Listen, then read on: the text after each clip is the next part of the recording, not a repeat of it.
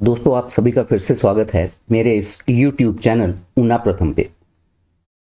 दोस्तों, जैसा कल मैंने आपसे वादा किया था कि आज मैं एक क्विज लेके आऊंगा जिसका टाइटल होगा भगत सिंह, शहीद आजम भगत सिंह।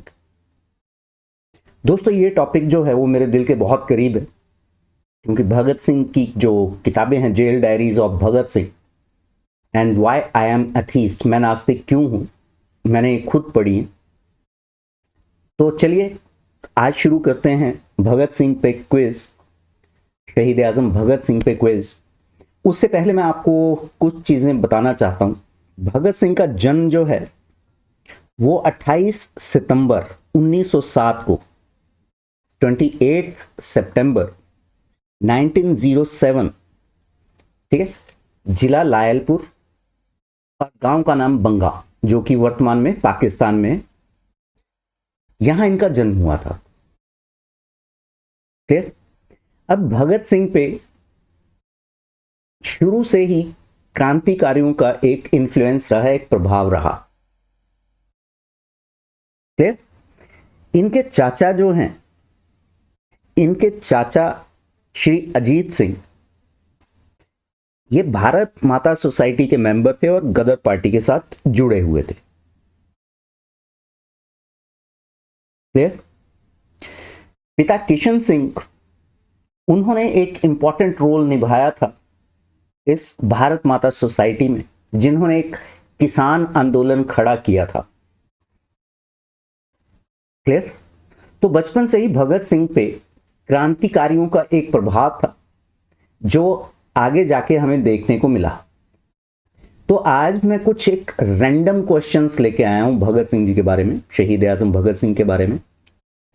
तो कॉपी पेन ले लीजिए। जैसा कि आपको पता है 5 सेकंड का समय मिलेगा।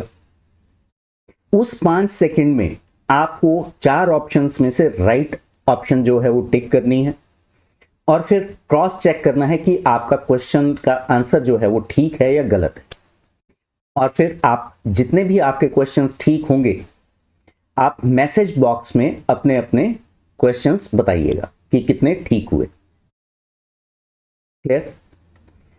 और अगर आप चाहते हैं कि किसी पर्टिकुलर टॉपिक पे मैं एक अलग से एक वीडियो बनाऊं, तो आप वो सजेशन भी दे सकते हैं। ठीक है, तो आपके सजेशंस का इंतजार रहेगा। तो चलिए शुरुआत करते हैं आज के वीडियो की, आज के क्विज की।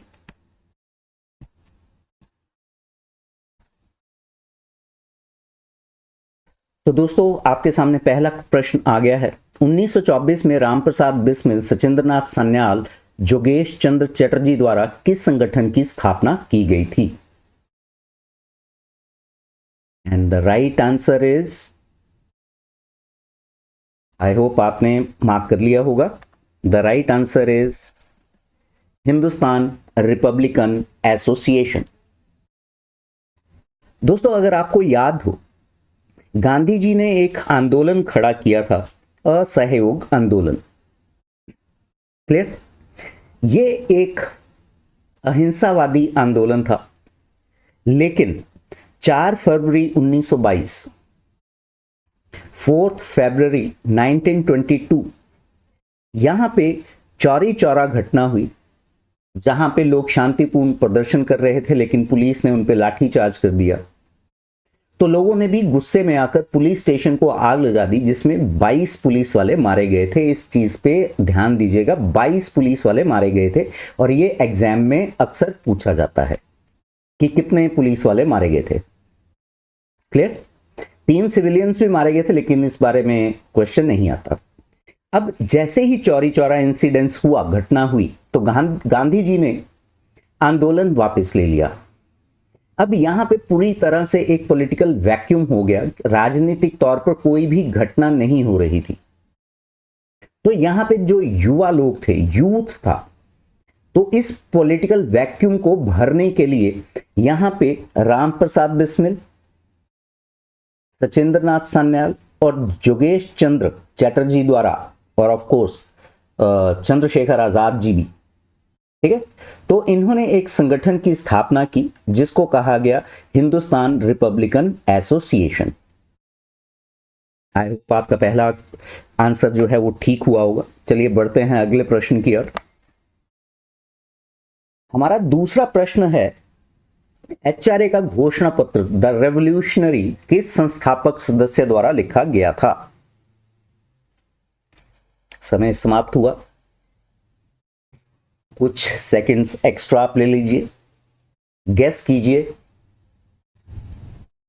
तो चलिए देखते हैं इसका राइट आंसर। तो ये है सचिंद्र नाथ सान्याल। क्लियर? ये जो घोषणा पत्र है द रेवोल्यूशनरी, क्योंकि एक पीले कागज पर लिखा गया था तो इसे पीले कागज का संविधान भी बोलते हैं, yellow paper constitution.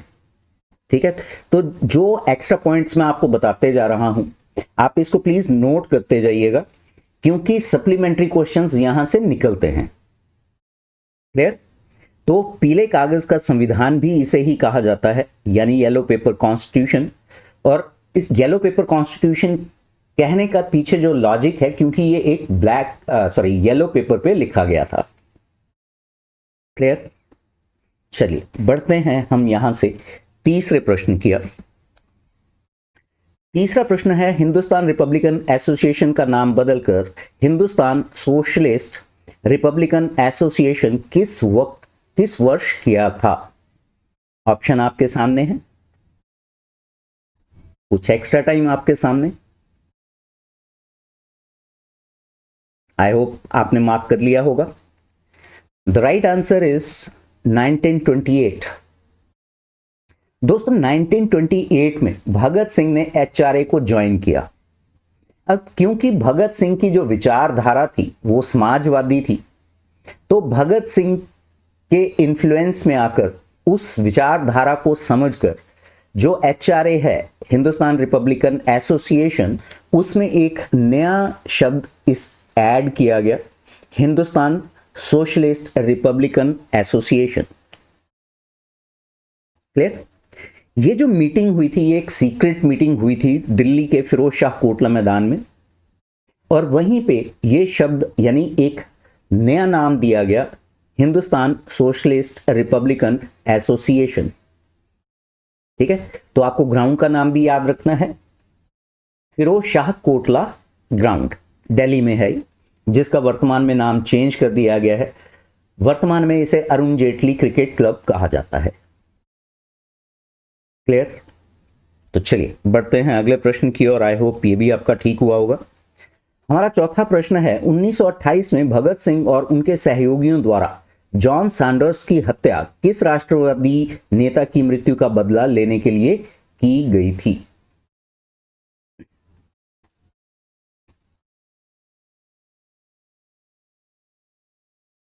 I hope आपने अपना आंसर मार्क कर लिया होगा। चलिए क्रॉस चेक कीजिए, ये हैं लाला लाजपत राय जी। डन? दोस्तों 30 अक्टूबर 1928 डेट याद कीजिएगा, 30 अक्टूबर 1928 साइमन कमीशन जो है वो लाहौर पहुंचा। बेसिकली साइमन कमीशन भारत में आया क्यों था, ये प्रश्न भी आता है जितने भी हाई लेवल के एग्जाम्स होते हैं। तो 1919 में 1919 जो अंग्रेजों ने यहां पे कुछ कानून बनाए थे, उन कानूनों की भारत के जनता में एक्सेप्टेंस कैसी है, उसका एक जायजा लेने के लिए साइमन कमीशन जो है वो भारत आया था। लेकिन क्योंकि इसमें सभी के सभी जो थे वो ब्रिटिश थे, कोई भी इंडियन शामिल नहीं था, तो इस चीज का विरोध करने के लिए, क्योंकि यहां एक नए संविधान की बात हो रही थी, तो नए संविधान में ये इंडियन नेशनल कांग्रेस ने कहा था कि भारतीयों द्वारा ये संविधान लिखा जाना चाहिए, क्योंकि भारतीयों की प्रॉब्लम्स, इंडियंस की प्रॉब्लम सिर्फ इंडियंस ही जान सकते हैं, ब्रिटिश नहीं। तो लाहौर में जो विरोध प्रदर्शन का जिम्मा दिया गया था वो दिया गया था लाला लाजपत राय जी को। और यहां जेम्स स्कॉट, एक British police officer James Scott ने लाठीचार्ज का एक ऑर्डर दे दिया था, जिसके कारण लाला लाजपत राय की बाद में मृत्यु हुई। तो लाला लाजपत राय जी की मृत्यु का बदला लेने के लिए ही भगत सिंह ने अपनी एक संस्था थी जिसका नाम था नौजवान सभा, जो कि उन्होंने 1926 में बनाई थी। ठीक है, पॉइंट्स पे ध्यान दीजिएगा, आगे इस पे क्वेश्चंस आएंगे। ठीक, तो यहां पे नौजवान सभा ने निर्णय लिया कि लाला लाजपत राय जी की मृत्यु का बदला लिया जाएगा, उनके मर्डर का बदला लिया जाएगा। ठीक, और फिर जेम्स स्कॉट को मारने की एक पूरी प्लानिंग की गई, लेकिन गलती से जॉन सॉन्डर्स मारा गया। ठीक है, इसके लिए पूरी रेकी की गई थी, पूरा प्लानिंग की गई।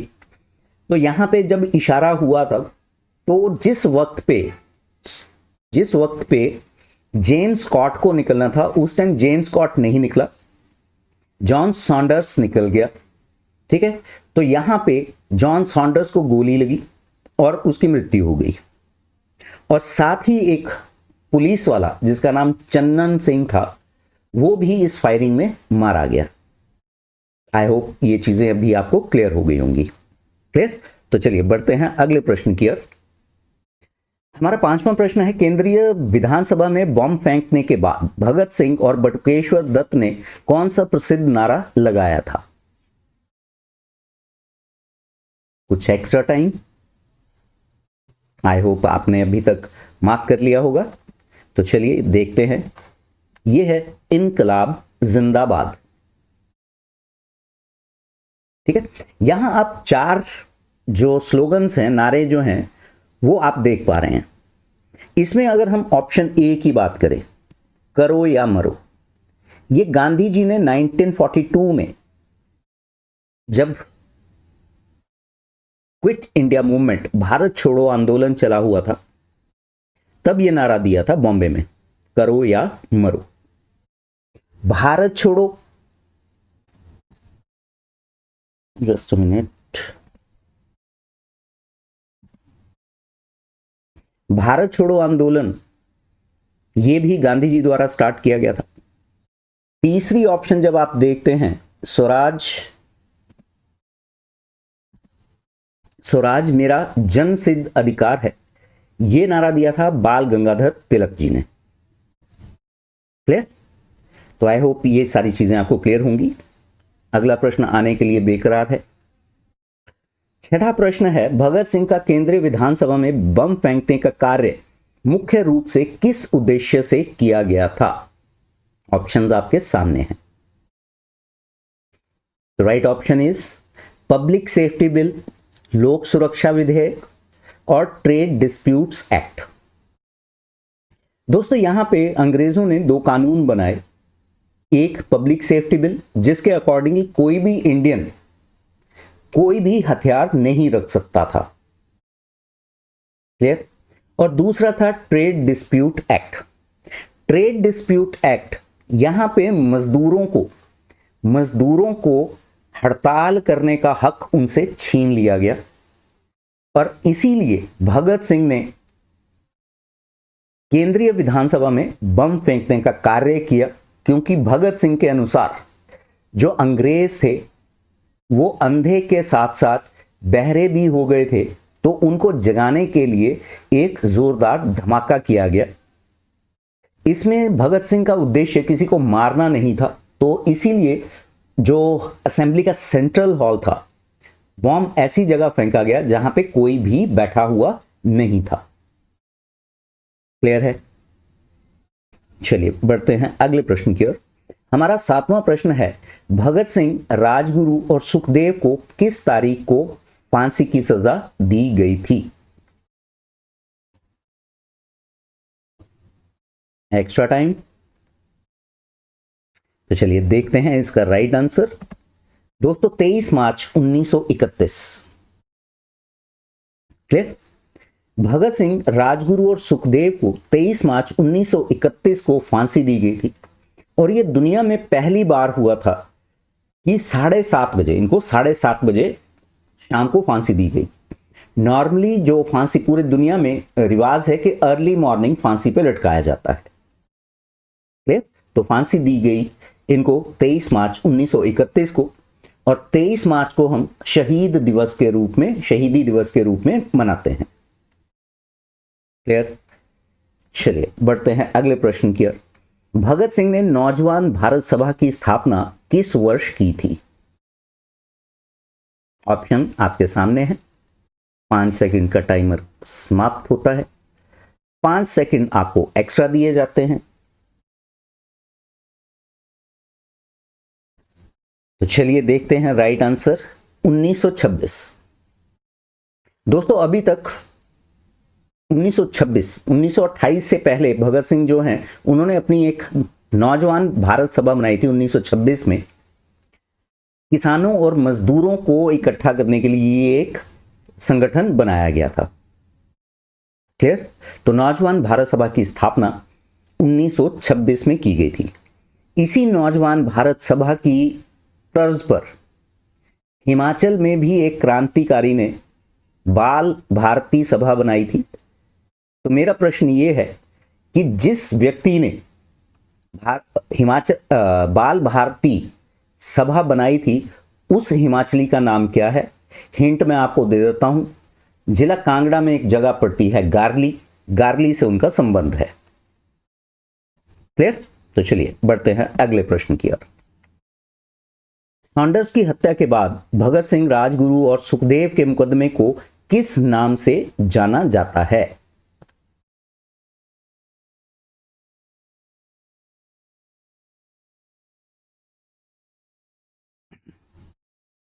तो दोस्तों राइट आंसर इज लाहौर षड्यंत्र केस। ठीक है, लाहौर कॉन्स्पिरेसी इसको बोला जाता है। अगले प्रश्न की ओर बढ़ते हुए हमारा 10वां प्रश्न है, एचआरए का गठन किस प्रमुख राजनीतिक आंदोलन के स्थगन की सीधी प्रतिक्रिया थी?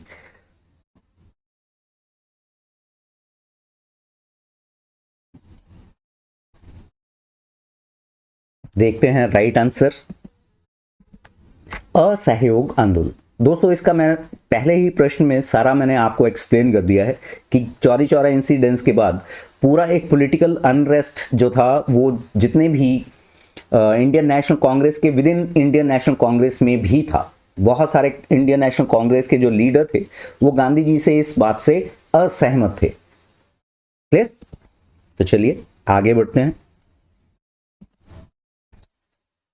हमारा 11वां प्रश्न है, जेल में भगत सिंह की भूख हड़ताल किसके विरोध में थी?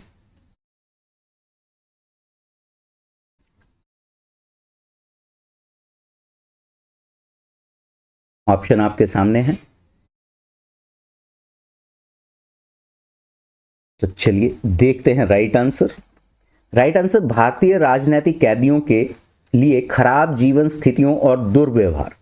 दोस्तों जितने भी इंडियन लोगों को जेल में डाला जाता था तो उनके साथ बड़ा दुर्व्यवहार होता था। ठीक है, और जब कुछ ब्रिटिश क्रिमिनल भी थे जेल में, उनको भी रखा जाता था तो उनके साथ एक अच्छा व्यवहार किया जाता था। तो यहां पे भगत सिंह और भगत सिंह के जो साथी थे उन सभी ने भूख हड़ताल कर दी थी कि जितने भी भगत सिंह और उनके साथियों को पकड़ा गया है तो उनके साथ राजनीतिक कैदियों की तरह व्यवहार किया जाना चाहिए। क्लियर? तो इसके लिए भूख हड़ताल की गई थी। 12वां प्रश्न है, निम्नलिखित में से कौन सी किताब या निबंध भगत सिंह द्वारा नहीं लिखा गया था? 5 सेकंड का टाइमर समाप्त होने वाला है। आई होप आपने मार्क कर दिया होगा। दोस्तों ये प्रश्न पहले भी आया था तो आपने मेरे ख्याल से सही इसको टिक किया होगा। It is the revolutionary. The revolutionary is written by Sachindra Nath Sanyal. ठीक है, यहां पे ये जो मैं नास्तिक हूं, बी ऑप्शन अगर आप देख रहे हैं, मैं नास्तिक क्यों हूं, why I am an atheist, ये भगत सिंह ने लाहौर जेल में ही लिखी थी। समाजवाद का आदर्श, द आइडियल ऑफ सोशलिज्म, ये एक निबंध, एक लेख था जो भगत सिंह ने लिखा था। और डी ऑप्शन इसमें आप मार्क कर लीजिए, ये भगत सिंह द्वारा लिखा गया आखिरी खत था जो उन्होंने मरने से आई थिंक 2 दिन पहले लिखा था, युवा राजनीतिक कार्यकर्ताओं के लिए, टू यंग पॉलिटिकल वर्कर्स। खैर, तो चलिए बढ़ते हैं। दोस्तों अभी तक आपके कोई भी प्रश्न हो, ठीक है, किसी भी प्रश्न में आपको कोई चीज समझ में ना आई हो तो आप प्लीज उसको मैसेज बॉक्स में जरूर डालिएगा। किसी भी प्रश्न की अगर आपको क्वेरी चाहिए या एक्सप्लेन्ड डिटेल्ड एक्सप्लेनेशन चाहिए तो आप उसको जरूर मेंशन कर दीजिएगा। क्लियर, आपको आंसर जरूर दिया जाएगा। 13वां प्रश्न है, फांसी के फंदे पर जाते समय भगत सिंह और उनके साथियों ने कौन सा प्रसिद्ध गीत गाया था?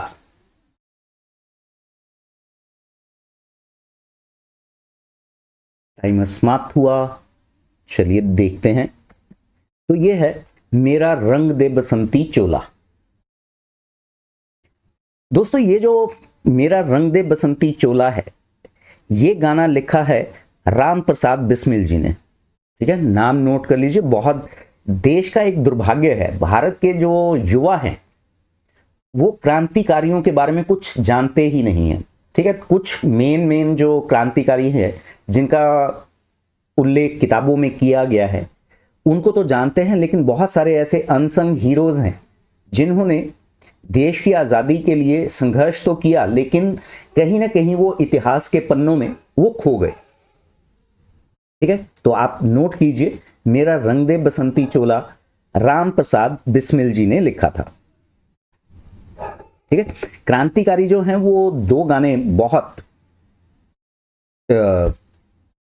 भगत सिंह का अगर टाइम पीरियड देखें तो वो बहुत इंपॉर्टेंट बन जाते हैं। वंदे मातरम तो हमेशा से ही एक इंपॉर्टेंट रहा है, लेकिन एक मेरा रंग दे बसंती चोला और एक सरफरोशी की तमन्ना अब हमारे दिल में है, देखना है जोर कितना बाजुए कातिल में है। दोस्तों ये गाना जो है बिस्मिल अजीमाबादी ने लिखा था। ठीक है, इनका नाम नोट कर लीजिए, बिस्मिल अजीमाबादी। लेकिन राम प्रसाद बिस्मिल जो है इनको खूब गाया करते थे और सारे क्रांतिकारी भी इनको खूब गाया करते थे। क्लियर। जन गण मन, ऑप्शन ए अगर आप देख रहे हैं तो जन गण मन जो है ये गुरु रविंद्रनाथ टैगोर द्वारा लिखा गया है। सारे जहां से अच्छा हिंदुस्तान हमारा, ये मोहम्मद इकबाल द्वारा लिखा गया है। वंदे मातरम ये बंकिम चंद्र चैटर्जी द्वारा लिखा गया है। और अगर हम वंदे मातरम किस किताब में है तो किताब का नाम है आनंद मठ। क्लियर, तो यहां से खूब सारे सप्लीमेंट्री क्वेश्चंस निकलते हैं। क्लियर दोस्तों, एक चीज और मैं आपको बताना भूल गया। जब भगत सिंह ने और बटुकेश्वर दत्त ने बम फेंका, अभी ये पीछे क्वेश्चन था। ठीक है, चलिए मैं आपको क्वेश्चन की ओर लेके चलता हूं।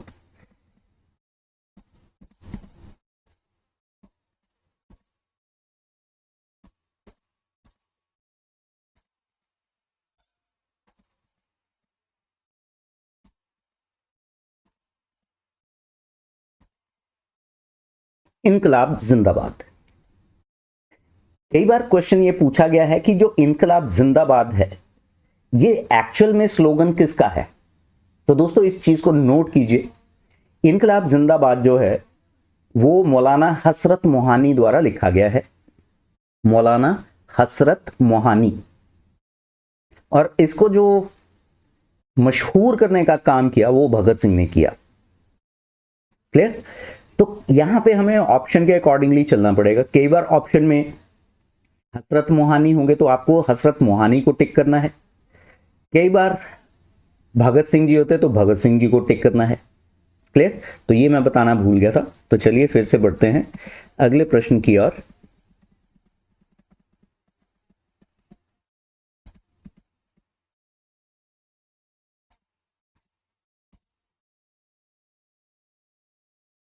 तो ये वाला प्रश्न हमने किया था, तो आई होप ये सारी आपको क्लियर हो गया होगा। बढ़ते हैं अगले प्रश्न की ओर। 14वां प्रश्न है, भगत सिंह और उनके सहयोगियों द्वारा गलती से जेम्स स्कॉट की बजाय किसकी गोली मारकर हत्या कर दी गई थी? तो दोस्तों जैसा मैंने पहले ही बताया, John Saunders.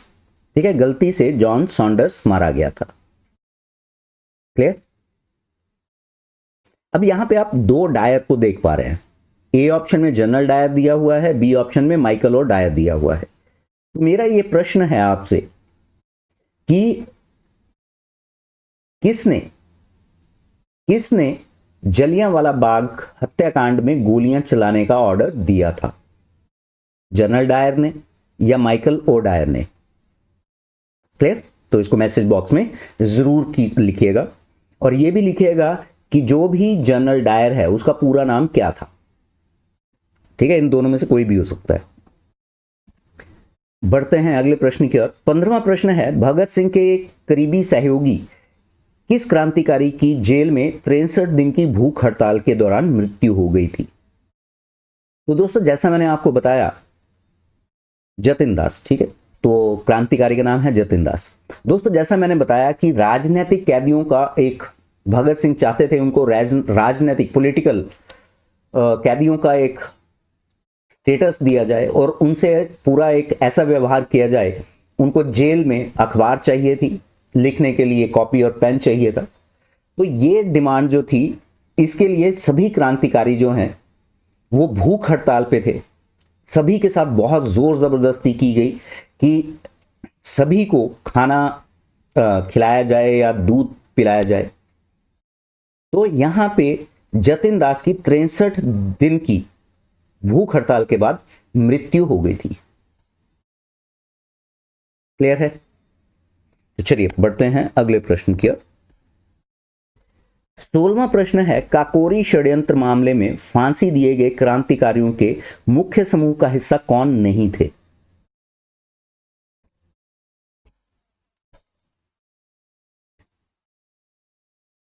Timer is up, extra time is also over. देखते हैं right answer, Bhagat Singh. Clear? 9 अगस्त 1925 को काकोरी रेल कांड हुआ था। ठीक है, और यहां पे एक ट्रेन को लूट लिया गया था। लखनऊ से एक स्टेशन पहले एक स्टेशन आता है काकोरी, तो वहां पे एक ट्रेन को लूट लिया गया था जिसमें अंग्रेजों का खजाना जा रहा था। क्लियर? अब इसके बाद एक जिन्होंने ये काकोरी ट्रेन को लूटा था, उसमें एक गद्दार निकल आया जिसका नाम था बनवारी लाल। ठीक है, बनवारी लाल ने सभी क्रांतिकारियों के पते बता दिए और उसके बाद सिर्फ चंद्रशेखर आजाद जो थे वो भागने में कामयाब हुए। सचिंद्र नाथ सान्याल, अशफाक उल्ला खान, इनको पकड़ लिया गया। अशफाक उल्ला खान को फैजाबाद में फांसी दे दी गई। ठीक है, राम प्रसाद बिस्मिल, उनको गोरखपुर जेल में फांसी दी गई। सचिंद्र नाथ सान्याल को काले पानी की सजा दी गई। ठीक है, बाद में वहां पे सेल्युलर जेल अंडमान निकोबार में है, काले पानी की सजा जो दी जाती थी। तो कुछ टाइम के बाद सचिंद्र नाथ सान्याल को टीबी की बीमारी हो गई थी, तो उनको अल्टीमेटली शिफ्ट किया गया गोरखपुर जेल में और वहीं पे उनकी मृत्यु हुई। क्लियर? बढ़ते हैं अगले प्रश्न की ओर। अगला प्रश्न है, आचार्य की घोषणा पत्र में यह कहा गया था कि यह ब्रिटिश शासन को उखाड़ फेंकने के बाद संयुक्त राज्य अमेरिका के संघीय गणराज्य की तरह स्थापना करना चाहता था। इस घोषणा पत्र के लेखक सचिंद्र नाथ सान्याल। क्लियर? बढ़ते हैं अगले प्रश्न की ओर। 18वां प्रश्न है, काकोरी षड्यंत्र के बाद एचआरए के किस नेता ने गिरफ्तारी से बचने में कामयाबी हासिल की थी? तो दोस्तों मैं अभी उनका उल्लेख करके हटा हूं, तो इनका नाम है चंद्रशेखर आजाद। क्लियर? बढ़ते हैं 19वें प्रश्न की ओर। 19वां प्रश्न है, भगत सिंह का अंतिम पत्र युवा राजनीति कार्यकर्ताओं के लिए किस पर उनके विश्वास को दिखाता है? Time is over, let's see. It is मार्क्सवादी आधार पर सामाजिक पुनर्निर्माण। दोस्तों भगत सिंह जो हैं वो लेनिन से बहुत प्रभावित थे। ठीक है, रशिया के जो रशियन रेवोल्यूशन के फादर माने जाते हैं लेनिन, तो लेनिन से बहुत प्रभावित थे और मार्क्सवाद को वो मानते थे और इसीलिए जो भगत सिंह जो है उनका विश्वास समाजवाद में था, क्लियर, इसीलिए सोशलिस्ट शब्द जो है बाद में ऐड किया गया। बढ़ते हैं 20वें प्रश्न की ओर। भगत सिंह एक फ्रांसीसी क्रांतिकारी से प्रेरित थे जिसने 1893 में फ्रांसीसी चैम्बर ऑफ डेप्यूटीज में बमबारी की थी। यह क्रांतिकारी कौन था? ठीक है, भगत सिंह ने जो सेंट्रल असेंबली में बॉम्ब फेंका था, तो उसका आइडिया आया कहां से भगत सिंह के पास? तो 4 ऑप्शन आपके सामने हैं, तो चलिए देखते हैं। Right answer is Auguste Vaillant. Done. Auguste Vaillant ने 9 दिसंबर 1893 में एक बॉम्ब फेंका था। वो हालांकि किसी को मारना नहीं चाहता था, लेकिन वो चाहता था कि जितने भी डेप्यूटीज हैं वो ज्यादा से ज्यादा मात्रा में घायल हों। ठीक है, ज्यादा लोग घायल हों। उसकी मंशा किसी को भी मारने की नहीं थी।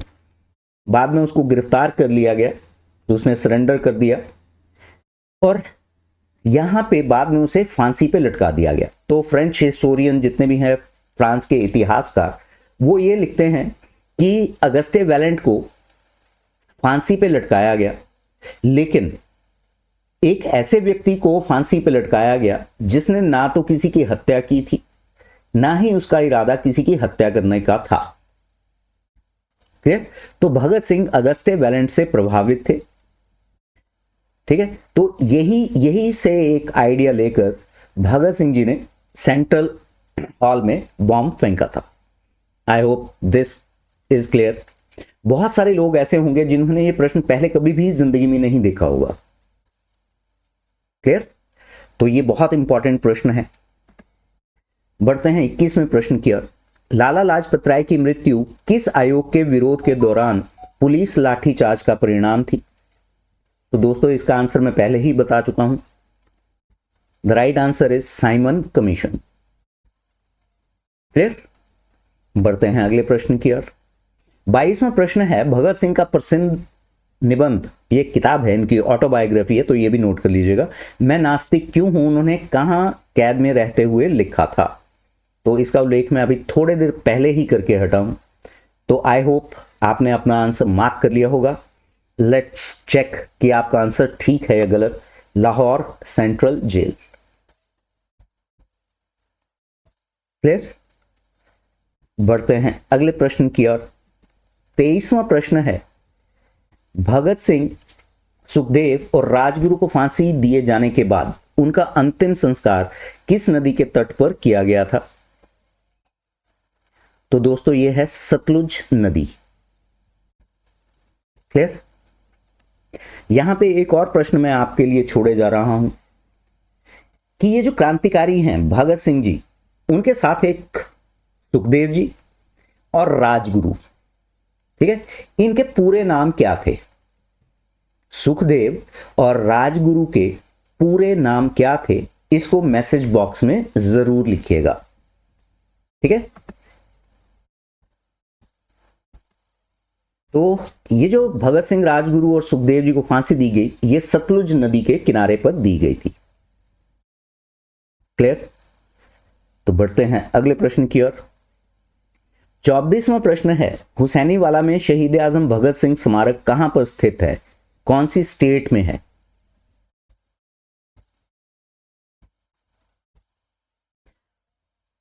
Time is over. तो दोस्तों ये है पंजाब में। हुसैनीवाला जो है वो अमृतसर से आगे है, पाकिस्तान को जो रास्ता जाता है अटारी वाला, वहां पे ये लास्ट गांव है हुसैनीवाला। यहीं पे भगत सिंह, राजगुरु और सुखदेव को, उनकी जो डेड बॉडीज थी उसको वो अंग्रेज जलाने की कोशिश कर रहे थे। तो वहां से गुजरते हुए एक किसान ने देख लिया, तो वहां से जो अंग्रेज जो हैं वो भाग गए थे। ठीक है, तो हुसैनीवाला जो है पंजाब में है। तो बढ़ते हैं आखिरी प्रश्न की ओर।